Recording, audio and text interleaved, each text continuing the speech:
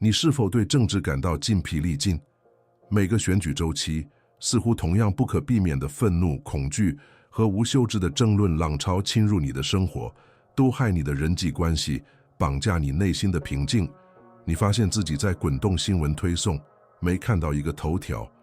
每场激烈的辩论都感觉伟力的界越受越近，而这些似乎只会加深分歧。你看着投票箱，看着候选人，一个无声的问题，在你脑海中回响：我的选择真的重要吗？还是我只是一个我无法控制的巨大游戏中的一个无能为力的棋子？你感觉自己的注境被偷走了。取而代之的是对一个似乎完全不受你掌控的未来的持续焦虑。这种疲惫不是偶然，它是在错误的地方进行战斗的症状。这种无力感是真实的，你并不孤单。我们被条件化地相信，我们的幸福和安全直接取决于水掌权。这时的每一次选举都成为一场情感生存之战。你的思想已成为对立叙事的战场，而你内心的平静是第一个受害者。你与朋友、家人争论，看到你认为荒谬的观点获得支持时，内心感到挫败感在燃烧。政治不再是公民生活的一个方面，而是变成了一个慢性的压力来源，一个消耗你注意力的能量窃贼，让你变得反应迟钝、易怒，并在一天结束时感到深深的疲惫。外部的混乱侵入了你内心的堡垒，你感觉到城墙正在崩塌。但如果我告诉你，有一种方法可以参与这个过程，而无需牺牲你的灵魂呢？如果我告诉你，将这种瘫痪性焦虑转变为内在力量和道德清晰度的关键，早在2000多年前就被一位权力顶峰的罗马皇帝，一位找到至高自由的前奴隶和一位在腐败中航行而威士其政治的政治顾问所发现呢？在这个视频中，你不会学到如何赢得一场辩论或预测政治未来，你将学到更有价值的东西。4多个公民的4种美德，一个像皇帝一样投票的使用之难，重新掌控唯一真正重要的东西，你自己的心灵。如果你准备好加入这个转变之路，并声明你从那个城市开始这一变革，请在下方评论。解决这种现代疲惫的方法，不在于找到完美的政党或能解决所有问题的，就是主事候选人。解决方案在于更新你的内部操作系统。4多个主义，我们今天将要引导的哲学，不是左翼或右翼的政治手册，它是一种公民技术。把它想象成一套在罗马权力走廊、战场和古希腊哲学学派中锻造出来的心理工具，其设计目的只有一个：让你参与世界，包括混乱的政治舞台，而不让世界摧毁你内心的平静。这是成为一个积极参与的公民，同时又是自己注境的坚不可摧的守护者的艺术，将你能控制的与政治戏剧中无法控制的噪音分开。这里有一个将为你改变一切的战略性重构。你投票和公民参与的目标不是，也从来不是硬的选举。目标不是在社交媒体上的激烈争论中证明对方是错的，真正的目标是作为公民医美的履行你的职责。在这种新的框架下，民主不再是最终的奖品，而是成为你训练最高商品值的竞技场、体育馆。投票的行为从一种充满激情和反应性的冲动，转变为一种深思熟虑的道德实践。你不再试图用一张选票拯救世界，你首先是在将自己从混乱中拯救出来，根据你最深层的原则行事。为了巩固这个想法，让我们把目光转向马克·奥勒留，这位在罗马帝国鼎盛时期统治的皇帝哲学家。他面对着战争、瘟疫和政治背叛，每天早晨，他写的不是如何粉碎他的对手，而是如何统治自己。在他的沉思录中，他提醒我们，最好的复仇就是不像你的敌人。他明白，真正的权力不在于控制元老院或军团，而在于控制自己的感知、行动和判断。我们今天将要采纳的正是这种帝王智慧，改变你看待自己在世界中角色的方式，并将你自己心灵的主权还给你。这是你唯一能完美统治的共和国。作为斯多葛公民，你必须掌握的第一个美德是正义，但请忘记法庭和复杂法律的形象。在这里，正义是一个内在原则，一个引导你最基本决定投票得到的指南针。一正义投票意味着超越你的个人利益、你眼前的恐惧以及对你的部落的盲目忠诚。这是深思熟虑的为城邦、为共同利益、为整个系统的健康着想的行为。这意味着以社会建筑师的眼光分析提案和政策，不是问这对我有什么好处，而是问这对我们所有人从长远来看能建立什么。这是第一场，或许也是最艰难的战斗，因为你的整个存在都被变成为相反的方向。你的大脑在数千年的部落生存中形成，呼唤着对你群体的忠诚。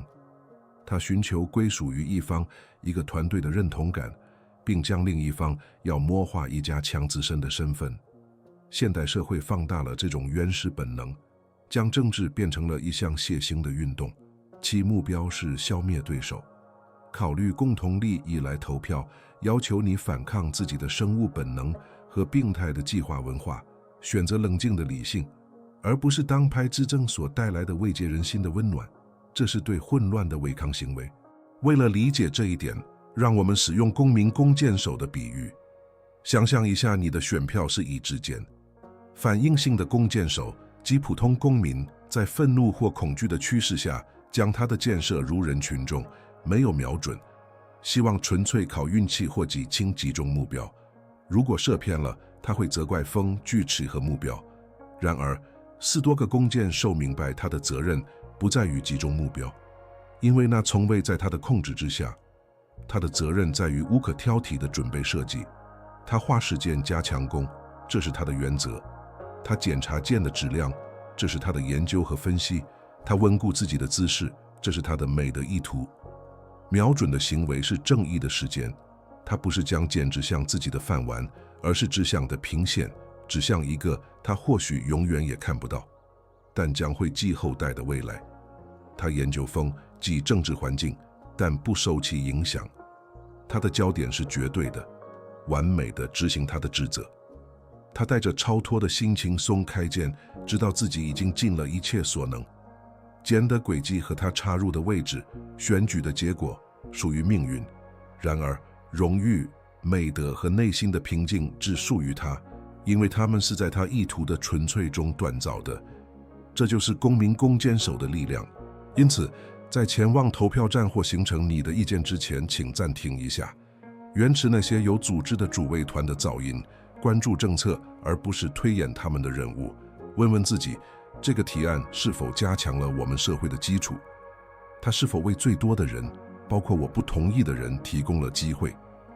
它是可持续和负责任的吗？这种保持具体和理性分析的练习，是真正的正义行为。这是你对抗反应性的第一次伟大胜利，是你内在共和国的建设，由理性和更大利益统治，不受大众意见短暂风暴的影响。你成为自己的立法者。第二个美德智慧是你精神堡垒的基石，它通过时间一个单一而强大的工具来体现控制的二分法。埃比克泰的这位成为最有影响力的斯多葛哲学家之一的努力，以一种残酷简单的方式总结了这种智慧。有些事情在我们的控制之下，而另一些则不然。在你的控制之下的是你的判断、你的意图、你的行动和你的投票。在你的控制之外的时候，选人，他们当选后会做什么，选举的结果，你家人的意见、新闻以及市场的反应。公民智慧是坚持不懈地将你所有的精力集中在第一组上，并对第二组实行战略性冷漠的艺术。这里的内心冲突是巨大的。我们生活在一个向我们兜售完全控制还觉得文化中，我们被灌输这样一种观念：如果我们足够担心，如果我们足够争论，如果我们足够分开，我们就能按照我们的意愿塑造现实。你的思想紧抓着这种幻觉，产生了巨大的焦虑。你为那些从未在你掌控之中的结果而痛苦。你对那些你无法控制的政治家的行为感到沮丧。你对数百万你永远不会遇到的人的意见感到绝望。这种试图控制不可控制之物的尝试，不仅是徒劳的，它是痛苦和精神疲惫的完美配方。斯多葛只会要求你放弃这场注定失败的战争，把政治想象成一场海洋风暴。反阴性的公民坐在一艘小船上，试图逆招巨浪划船，对风大喊大叫，诅咒闪电。他筋疲力尽，两空墨粉，完全任由远比他强大的力量摆布。他的精力消耗在与海洋本性的徒劳斗争中。另一方面，智慧的公民则在等他里，建在坚固的岩石上。他不去组织风暴，他观察它，他明白风暴终将过去。他的工作不是控制海洋，而是确保他等他的光、他的理性、他的清晰、他的美德持续稳定的闪耀。他专注于保持等他玻璃的清洁，这是寻求高质量信息，摆脱噪音和操纵的行为。他检查等的燃料，这是他正确行事的意图。他确保它的结构是坚固的，这是他品格的力量。风暴可以咆哮，海浪可以拍大基地，但他的平静是不可动摇的，因为他的使命不取决于外面的天气。他的使命是成为光源。应用控制的二分法，就是在你内心建造这座灯塔，一个提供清晰和安全的内在堡垒，无论外界政治风暴多么猛烈。通过实践这种智慧，你将获得自由。你消费新闻是为了获取信息，而不是为了让自己不堪重负。你分析候选人是为了做出决定，而不是为了滋养你的焦虑。你投票是作为履行个人职责，然后放手。你放下结果，因为你明白你的工作在你执行了你的美的行动的那一刻就已经结束了，剩下的不属于你，这才是真正的自由。这是知道你已经做了你那部分，唯一属于你的那部分，并且是带着政治和智慧去做的，所带来的平静。世界可以继续其混乱的进程，但在你的堡垒内，你仍然掌控一切。第三个美德是勇气。再说一次，我们不是在谈论战场上士兵的勇气，而是一种更微妙，或许也更罕见的形式——道德勇气。在政治背景下，这种勇气主要以两种形式表现出来。首先，即使你的理性原则在你自己的群体中不受欢迎，也要坚持他们的勇气。这是成为沉默异议者的勇气，是不加入集体分开和长团的人，是不分享愤怒的表情包的人，是在面临巨大从众压力实感与独立思考的人。这是在一个要求绝对确定性的世界里，有力量说我不知道的勇气。第二种形式更具挑战性，是承认你可能错了的勇气。这是真正倾听对方论点的勇气，而不是立即竖起你的防御，试图去理解其逻辑，无论它看起来多么有缺陷，而不仅仅是等待轮到你攻击。这是一种赫拉克勒斯般的勇气，因为它威胁到我们的自我和我们的身份，而这些往往与我们的政治信仰融合在一起。我们感觉对一个观点的攻击就相对个人的攻击。真正的公民勇气是拥有一个如此强大并根植于美的二非观点的身份，以至于没有任何相反的观点能威胁到它。你成为一个观点的探索者，而不是一个捍卫意识形态战号的士兵。这里的冲突是我们对归属感和心理安全的本能需求。成为群体的异议者，又被排斥、被嘲笑的风险。我们的祖先知道，被部落驱逐就等于判了死刑。这种古老的恐惧仍然在我们身上起作用。这就是为什么同意为同样的事情鼓掌憎恨同样的敌人是如此舒适。同样承认错误，尤其是在政治上，被视为软弱。我们在我们的选择和信仰之上建立我们的身份，而这个基础可能有缺陷的想法是可怕的。斯多葛勇气要求你看重真理胜于正确的舒适感，看重你的政治胜于他人的认可。想象塞涅卡，臭名昭著的逆律皇帝的道士和顾问，他生活在暴政和腐败的中心，每天他都被封城者包围，被那些为了生存或繁荣而说你录像听的话的人包围。塞涅卡的勇气不在于领导一场武装叛乱，而在于在一个幽度的环境中，巧妙而制造的尝试成为理性的声音。他在一个充满疯狂和危险的海洋中有用，同时有勇气保持他的政治和他的哲学原则。他知道他无法控制逆路，但他可以控制自己的言行是否真实和公正。他是疯狂宫殿中的一块理智之士。你在你的生活中被召唤去运用同样的勇气。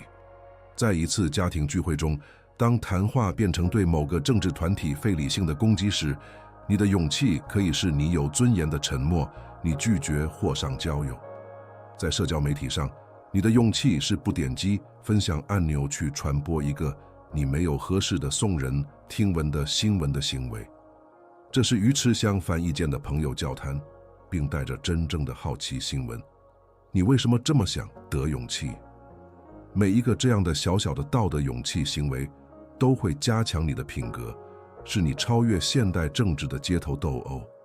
你不需要大喊大叫才能勇敢，有时最深刻的勇气在于平静和沉默的政治。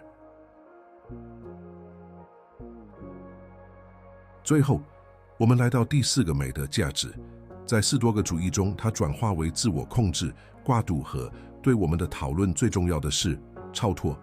公民价值是面对政治景象，是控制自己情绪反应的能力。这是观察到一个你恐惧的选举结果，一条让你愤怒的新闻，或一项你鄙视的政策，并选择一种深思熟虑的回应，而不是冲动的反应的力量。这是不允许外部时间决定你内在心境的记录。如果只会是知道你无法控制什么，那么价值就是真正的不为此所困扰的行为。为了培养这种美德，斯多葛派实践了一种强大的联系，成为对恶的预象。你不是焦虑地期待最好的结果，而是积极地想象最屁的政治情境。想象一下，你最鄙视的候选人赢得了选举。想象一下，你最害怕的政策被实施了。这样做不是为了证明自己，而是为了做好准备。花点时间思考这个想象中的未来，然后问自己，即使在这种情况下，我还能做一个好人吗？我还能对我的家人和邻居公正吗？我还能在我的信念中勇敢吗？我还能在我的日常行动中保持智慧吗？答案总是肯定的。你过上美的生活的能力不取决于谁坐在总统的椅子上。你的善良、你的政治、你的荣誉，这些东西是你的，而不是别人的。通过时间对最皮清净的预象，你夺走了未来对你的控制力。焦虑存在于不确定性和对可能发生的事情的恐惧之中。通过直面最屁的情况，并接受它作为一种你可以应对的可能性，你消除了恐惧。你在情感上变得有弹性，为任何结果做好了准备，因为你的平静和你的价值并不与它挂钩。这是智慧公民知识的最高体现。当别人被每一相信的民意调查带来的希望和绝望的浪潮左右摇摆时，你保持坚定。你的幸福不会随着结果而起伏。你的注景不是一种可交易的商品，交到政治家的手中。你履行你的职责，分析、决定、投票，然后彻底地放下结果。你将精力集中在你真正的势力范围内，你的工作、你的家庭、你的社区，这才是真正改变发生的地方。在这里，你用一块块砖，一次次美德的行动，建造你希望看到的世界。因此，最后的联系是接受。接受政治世界是混乱和不可预测的，接受他人的行为超出你的控制。最重要的是，接受你作为一个人茁壮成长的能力，完全独立于这一切。这种超脱不是被动，相反，它是放了你的能量，让你在真正能产生影响的地方行动。你停止浪费力气与风暴搏斗，开始耕耘自己的花园，带着一种反应性公民永远无法了解的平静和专注。这就是4多个价值的平静与力量。你已经到达了这段路程的终点。你开始看这个视频时，或许感觉自己像风中的一片鞋子，被现代政治的风暴卷走。现在，你拥有了成为淹士等他弓箭手的工具。你学会了时间、正义、智慧、勇气和价值，不是作为抽象的概念，而是作为锻造一个更强大的公民和一个更助敬的人的具体行动。力量从未在投票箱里，它一直在你之内。如果这条信息加强了你的决心，如果你感觉到你的视角发生了变化，那么请帮助这个暴雷成长。喜欢这个视频，让更多的人找到它，并把它分享给一个你知道厌倦了混乱的人，作为一种公民服务的行为。现在是你作为自己心灵主宰的第一个法令的时刻了。真正的政治变革，唯一你完全控制的变革，是与一份内在的独立宣言。这不是为别人而做的行为，而是为你自己。这是你与自己订立的承诺，一个提醒你不可动摇力量的提醒。所以拿起这份力量并展现它。到评论区用大写字母写下“我是我心灵的统治者”，愿每一个字都成为你内在暴雷城墙上的一块砖。愿这句话成为你对自己理性和平的忠诚实验，正式宣布你从外部的骚动中解放出来。对于留到最后一秒的呢，吸收了每一个原则，并准备将它们付诸实践的呢，要知道你并不孤单，你是一个选择清晰而非混乱，选择美的而非反应性的个体社区的一部分。通过评论来展示你的存在和你的承诺，我看到了最后。这样做，你不仅表明了你的风险，也激励了他人完成这段路程。订阅频道，继续接受这条道路上所需的工具。永远记住，他们可以统治国家，但你，且只有你，统治你的心灵。相应的行动吧。